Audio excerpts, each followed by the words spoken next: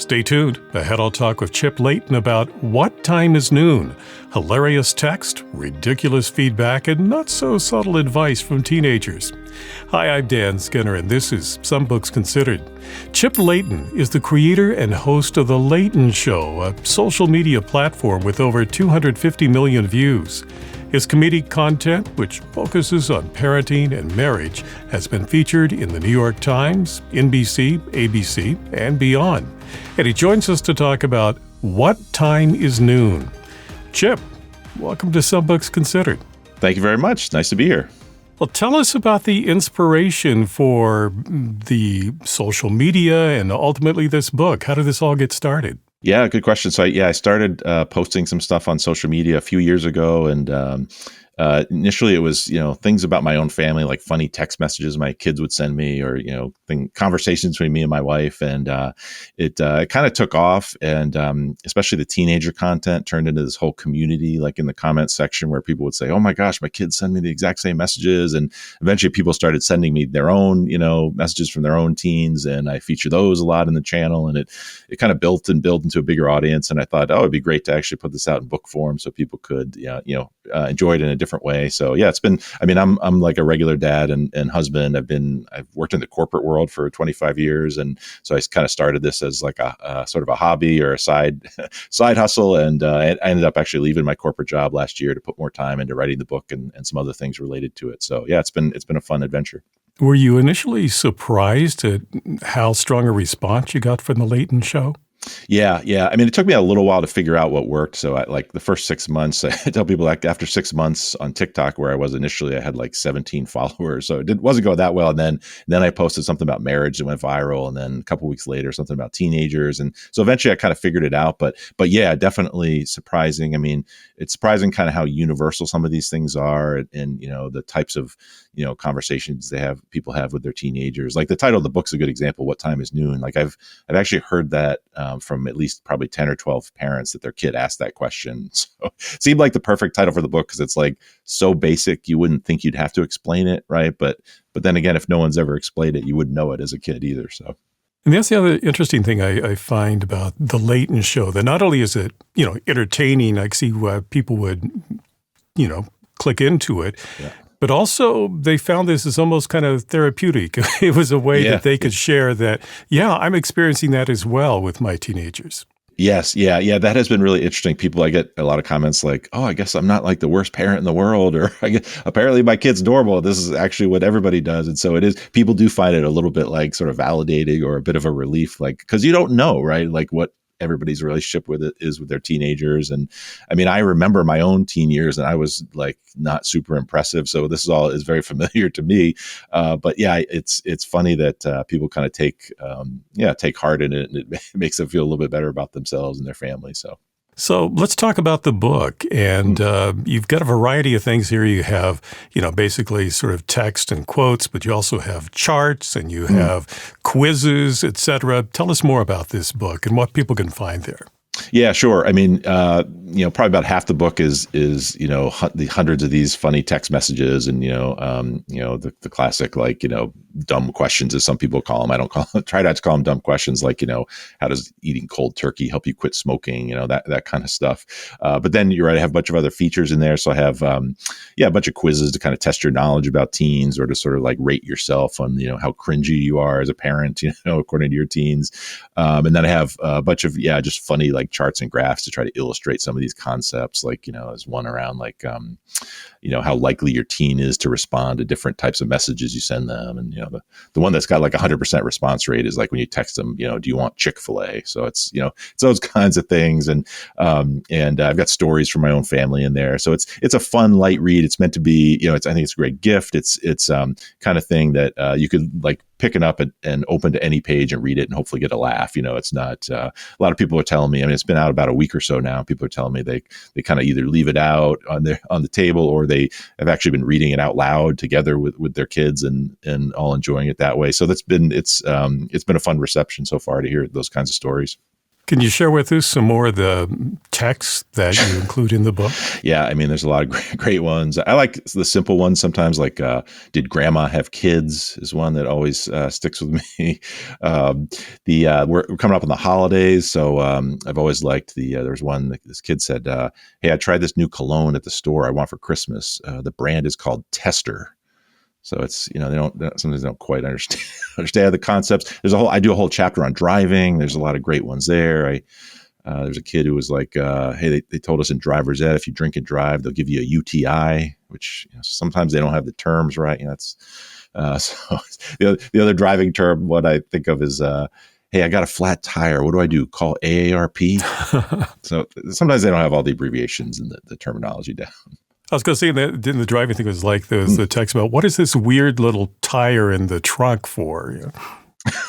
Right. Do I need this or not? Right. Yeah. There's crazy ones. The other kind of genre that's in the book is there's a whole bunch that are just like instructions from teens to their parents on how not to embarrass them.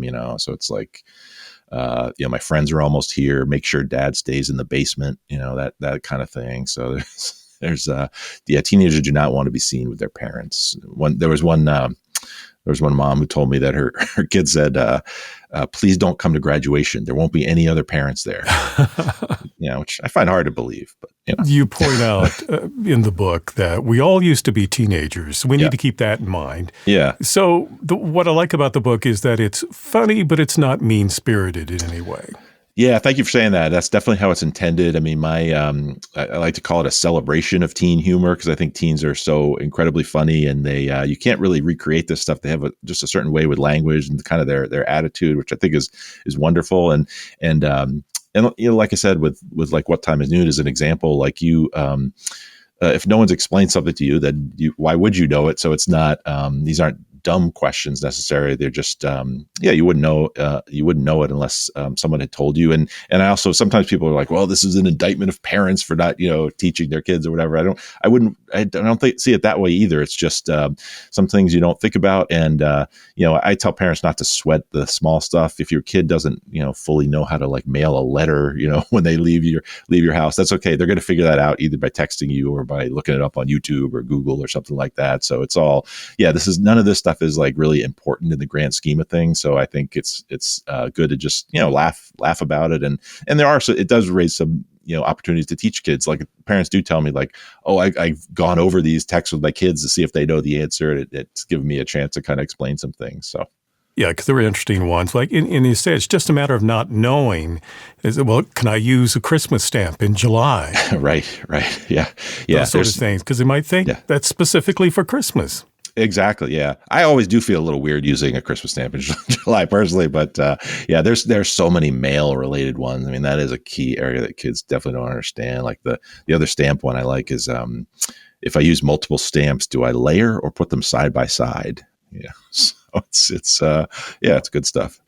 I'm talking with Chip Leighton about What Time Is Noon, hilarious text, ridiculous feedback, and not so subtle advice from teenagers.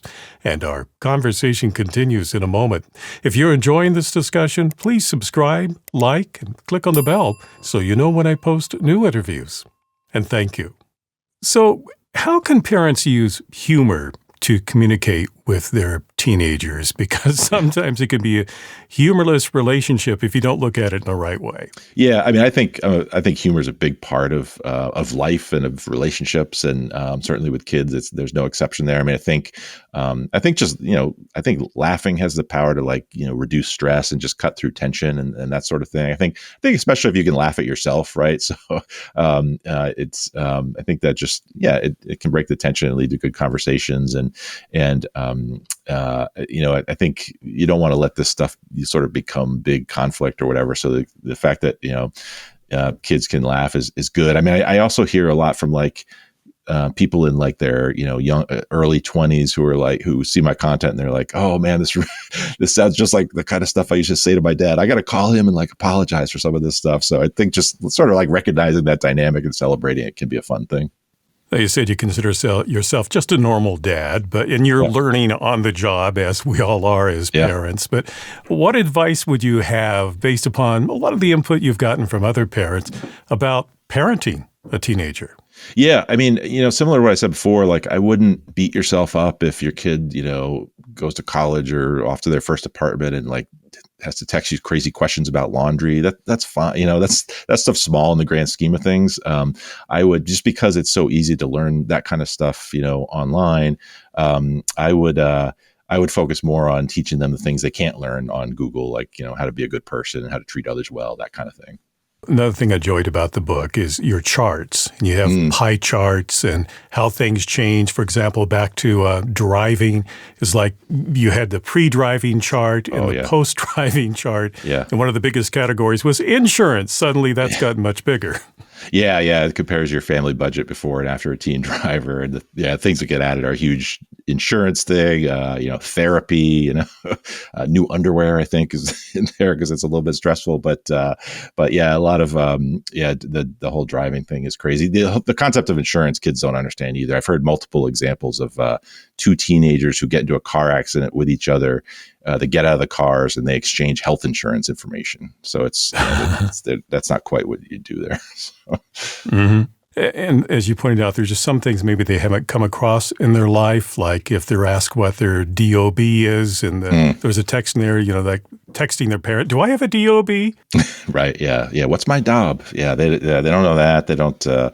Social security number is a big one. They don't get that. A lot of kids ask like, "Hey, when does my social security number expire?" You pointed out earlier that this has sort of become your full-time job now, the Leighton Show and the book. So what's next for you? Where do you see this going? Yeah, good question. I mean, it's been a fun adventure, and I've started to do some live performances with this stuff too, which is sort of like kind of a hybrid of like some stand-up and then some of this like just funny user-generated content. I use like a digital background with some visuals and stuff like that, and that's been fun. It's gotten a really good reception. I'm already thinking about the next book because I've got good feedback and I've got some thoughts on that. And I'm continuing to do what I do on social, which is where most people see me. And so I don't know. I've been it's been a fun sort of next chapter in my life, and I really appreciate that people have received it so well and have been so generous in sharing their stories with me. So kind of taking it one step at a time, and we'll see. The book is What Time is Noon?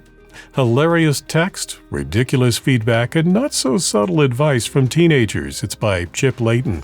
Chip, thank you for talking with me today. Thanks so much. I really enjoyed it. If you'd like to purchase What Time is Noon, I've placed a link for you in the description below. If you enjoyed this conversation, please subscribe, like, and click on the bell so you know when I post new interviews. Meanwhile, here are 2 more books you might find interesting. I'm Dan Skinner. Thank you for watching this edition of Some Books Considered.